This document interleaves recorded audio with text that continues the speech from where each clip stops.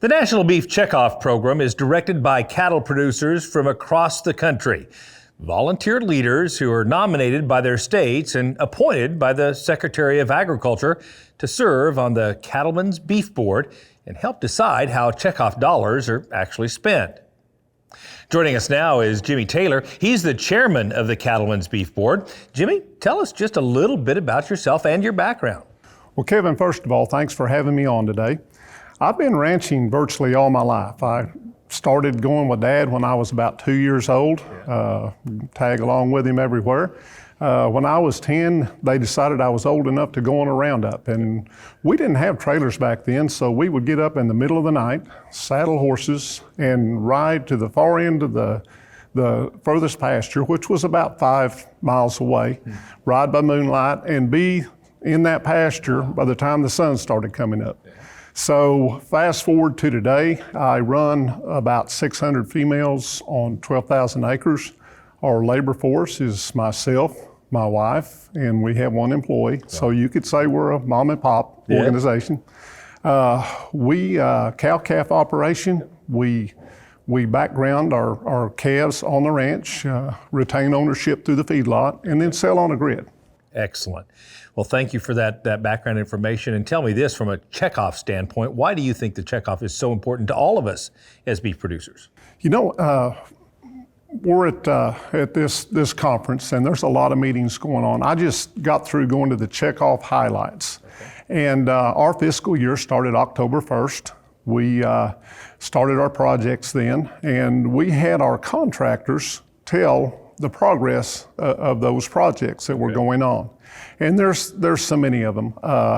One thing I remember from that meeting, the Northeast Beef Promotion Initiative, we send dollars from high cattle population states up to the Northeast where there's 72 million people. And that Northeast Beef Promotion is working with the university up there, and they're partnering and getting the beef message out. Mm-hmm. They're building the base of those athletes. They're working with the athletic department. Okay. And not only there, but the message comes out during their games. They do things during the games, and they've tracked how that affects the fans of that team, and it raised their beef consumption by 14%. Wow.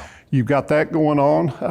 Another one is United States Cattlemen is a contractor working with Kansas State University, Dr. Glenn Tonzer. Yep. They've got the Meat Demand Monitor, which monitors every month. They survey 2,000 consumers and get the trends of what the consumers are thinking. So we can take that information then and target our advertising to fit what's going on in the consumer's mind. We'll get a bigger bang for the buck like that.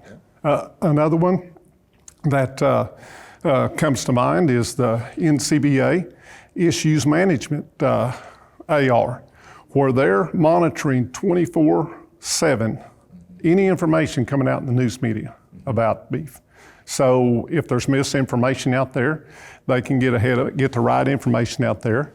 If we would happen to have a disease outbreak like BSC, we can get the right information out there where the public wouldn't panic. So back to my herd, I pay probably around $300 a year in checkoffs. Mm-hmm. That $300, I could do very limited work with that. If I could advertise a little bit, right. But not much more than that. But by pooling our resources together and going through the beef checkoff, we can do a lot more in a lot of different areas. And that work is being effective, as we see in this rising demand for beef. You're chairman this year. What might be some of your goals for the coming year? Well, some of my goals, we have a 101-member board. Okay. Those board members come from across America. The makeup of that board is about 60% cow-calf, 25% stocker feeder, 8% dairy, and 7% importers. So those people are varying in sizes. You heard the size of my operation. Mm-hmm. Our incoming vice chair, Andy Bishop, his cow herd number's about 75. Sure. And it's a family operation. He's got 4 kids between 7 and 13 years old, and that's his workforce. That's right. So, but these 101 members are very talented. Mm-hmm. And One of my goals is to get them more involved in getting that beef message out to consumers, to producers, and we're going to work on that. We've done some of that, but we've got a lot of talent there, like I say, and I would like to get them out in the public a little more in spreading our message. Jimmy, thank you so much for your leadership and, more importantly, the insight you've provided for us and our viewers today. We appreciate that. You bet. Glad to be here. To learn more about how your Checkoff dollars are being used to increase beef demand for your product, go to beefboard.org and click on the Drive to subscribe to a free newsletter that highlights how the Checkoff is helping beef producers.